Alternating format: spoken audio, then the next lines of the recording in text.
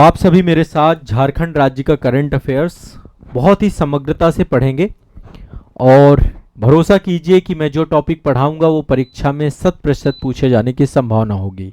मैं केवल आपको चुने हुए टॉपिक पढ़ाऊंगा, ठीक है, ध्यान रखिएगा।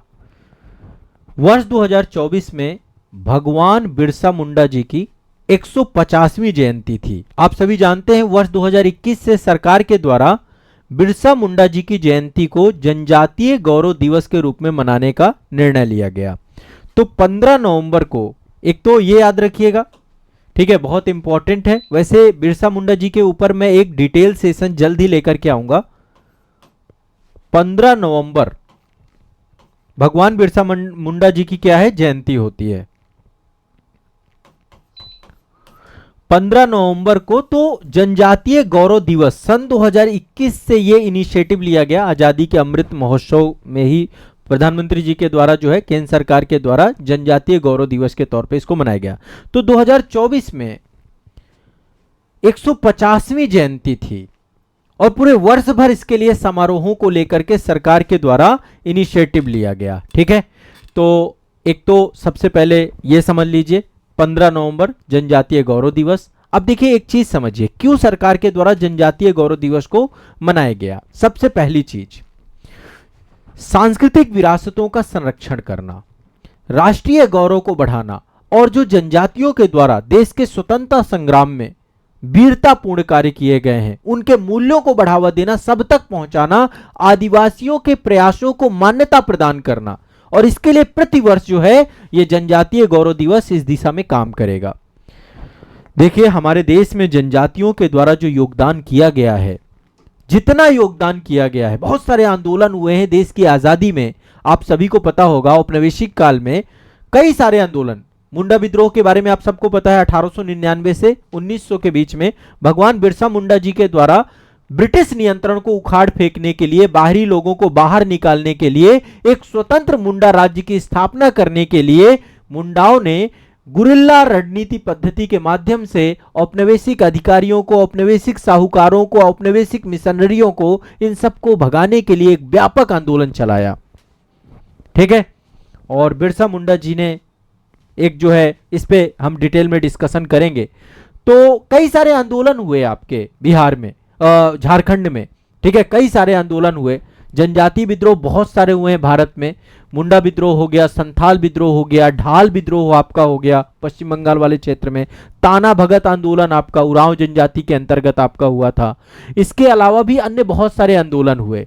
झारखंड, एक तरीके से आप समझिए कि झारखंड राज्य का जो जन्म हुआ है वो भी एक आंदोलन का ही परिणाम है। सन 2000 में झारखंड बना है आपका, ठीक है, बिहार से अलग होकर के बना है। इस पे मैं डिटेल से डिस्कस करूंगा। 1980 के दशक में झारखंड की पहचान और उसके पुनरुत्थान को लेकर के अखिल झारखंड छात्र संघ द्वारा 1986 में झारखंड समन्वय समिति का गठन किया गया था और उसी के परिणाम स्वरूप लगातार आंदोलन किया गया, झारखंड आंदोलन, और सन 2000 में झारखंड राज्य को दर्जा दिया गया, जो कि जरूरी भी था। आदिवासियों की पहचान को संरक्षित करना, उनके प्रयासों को मान्यता प्रदान करने के उद्देश्य से ये एक सबसे बहुत ही निर्णायक कदम जो है भारत में किया गया, ठीक है। तो आप सभी जानते हैं कि औपनिवेशिक टाइम पीरियड पे कई आदिवासी आंदोलन हुए, चाहे वो मुंडा आंदोलन हो, संथाल आंदोलन हो, भील आंदोलन हो, मिजो आंदोलन हो, तमार आंदोलन हो, कई सारे आंदोलन हुए, ठीक है, ये आप सभी को पता है।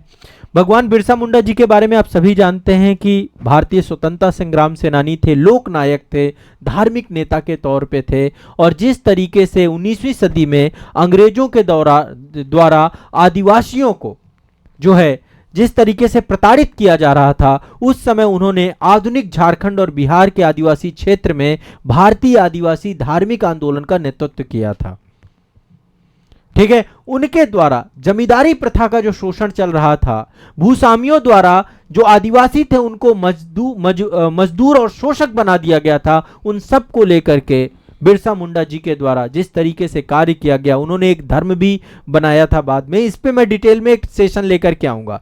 तो आज के करंट अफेयर्स में सिर्फ मैं आपको यही समझाना चाह रहा हूं कि जनजातीय गौरव दिवस 15 नवंबर को मनाया गया, इस बार 150वीं जयंती मनाई गई। हम एक डिटेल सेशन लाएंगे बिरसा मुंडा जी और उनके योगदान पे, ठीक है। इनको धरती आबा भी कहा जाता है, धरती के पिता या पृथ्वी के पिता के तौर पे भी हम इनको जानते हैं, ठीक है। तो इस पे हम लोग एक बार समझने का प्रयास करेंगे डिटेल में, धरती आबा भी इनको कहा जाता है, ठीक है। अब देखिए, आपको एक तो करंट अफेयर्स आपको ये समझ में आ गया। अब अगला चलते हैं। देखिए, झारखंड में अभी चुनाव हुए थे, नई सरकार बन गई, विधानसभा चुनाव हुए अभी ना, झारखंड और महाराष्ट्र में एक साथ चुनाव हुए और झारखंड की 5वीं विधानसभा का कार्यकाल समाप्त हुआ था। अब 6वीं विधानसभा आपकी झारखंड में बन गई है, ठीक है। 6वीं विधानसभा झारखंड में बन गई है। देखिए टोटल, अब इससे किस टाइप के क्वेश्चन बनते हैं, एक तो नंबर ऑफ सीट्स, टोटल 81 सीटें हैं झारखंड में विधानसभा की। कितनी सीटें हैं? 81 सीटें हैं, ध्यान रखिएगा, 81 सीटें हैं टोटल। तो 81 सीटें हैं। अब 81 सीटों में से 9 सीटें अनुसूचित जाति के लिए हैं। एससी कैटेगरी की टोटल कितनी रिजर्व सीटें हैं? 9 सीटें। और एसटी की सीटें ज्यादा हैं, 28 सीटें एसटी कैटेगरी के लिए हैं, अनुसूचित जनजाति के लिए हैं। ये तो आरक्षित सीटें हो गई। आपको देखो ये पता होना चाहिए, डायरेक्ट क्वेश्चन आते हैं इनसे। तो टोटल 81 सीटों में से एससी कैटेगरी की टोटल कितनी सीटें? 9 सीटें। और एसटी कैटेगरी की टोटल कितनी है? 28 सीटें। एक तो ये दिमाग में बैठा लीजिएगा, क्लियर है, स्पष्ट है। अब झारखंड में 81 विधानसभा क्षेत्रों के लिए 2 चरणों में चुनाव संपन्न हुए। कितने चरणों में? 2 चरणों में चुनाव संपन्न हुए। पहले चरण में 43 विधानसभा निर्वाचन क्षेत्रों के लिए 13 नवंबर को चुनाव हुआ और फिर 20 नवंबर को चुनाव हुआ। तो देखिए 2 चरणों में चुनाव आपके हुए थे झारखंड विधानसभा चुनाव। पहले हुए 13 नवंबर को और दूसरे 20 नवंबर को, ठीक है। इसमें 43 सीटों में चुनाव हुए थे पहले वाले में, और दूसरे में 38 विधानसभा सीटों में चुनाव हुए। दोनों को मिला दीजिए, 81 विधानसभा सीटें आपकी टोटल हैं। कुल सीटें कितनी हैं? 81। बहुमत के लिए कितना चाहिए? 41 सीटें चाहिए। कितना चाहिए? 41 सीटें। अब आप सभी जानते हैं कि जो चुनाव के परिणाम हुए, उन परिणाम से झारखंड मुक्ति मोर्चा, ठीक है, झारखंड मुक्ति मोर्चा, आप सभी को पता है एक गठबंधन बनाया गया है जिसका नाम है इंडिया गठबंधन, Indian national development inclusive alliance. इसी को मतलब इंडिया गठबंधन का फुल फॉर्म है। तो झारखंड मुक्ति मोर्चा लीड कर रही थी। सबसे ज्यादा सीटें भी झारखंड मुक्ति मोर्चा की आई हैं, 34 सीटें आई हैं झारखंड मुक्ति मोर्चा की, सबसे ज्यादा सीटें। टोटल इंडिया गठबंधन को 56 सीटें मिली हैं। देखो ध्यान से समझिएगा, एक गठबंधन है इंडिया गठबंधन, तो इंडिया गठबंधन में ही जेएमएम है, झारखंड मुक्ति मोर्चा, जो वर्तमान में हेमंत सोरेन जी हैं, उसी में सरकार जो बनी है। तो देखो टोटल हमें बहुमत कितना चाहिए? 81 में से 41 चाहिए था, तो 34 तो झारखंड मुक्ति मोर्चा को मिली, 34। इसके बाद भारतीय जनता पार्टी दूसरी बड़ी पार्टी बनके निकली, 21 सीटें भारतीय जनता पार्टी को मिली। लेकिन कांग्रेस को 16 मिली, कांग्रेस को 16, राष्ट्रीय जनता दल को 4 सीटें मिली, बीजेपी को 21 सीटें मिली। टोटल आपका 56 सीटें किसको मिली? आपको इंडिया गठबंधन को 56 सीटें। तो मुख्यमंत्री कौन बन गए हैं? हेमंत सोरेन जी। पहले भी मुख्यमंत्री थे, इससे पहले थोड़ा सा जो बीच में आपको पता होगा ईडी के द्वारा कार्रवाई की गई, फिर चंपई सोरेन बने थे मुख्यमंत्री। चंपई सोरेन के बाद जो है हेमंत सोरेन जी पुनः सत्ता पे आए, पुनः मुख्यमंत्री की शपथ ली, अगेन फिर से मुख्यमंत्री बन चुके हैं। तो राज्य के मुख्यमंत्री हमारे कौन है? हेमंत सोरेन जी। बस हेमंत सोरेन जी, एक ही आग्रह आपसे, छात्रों की सुन लीजिए।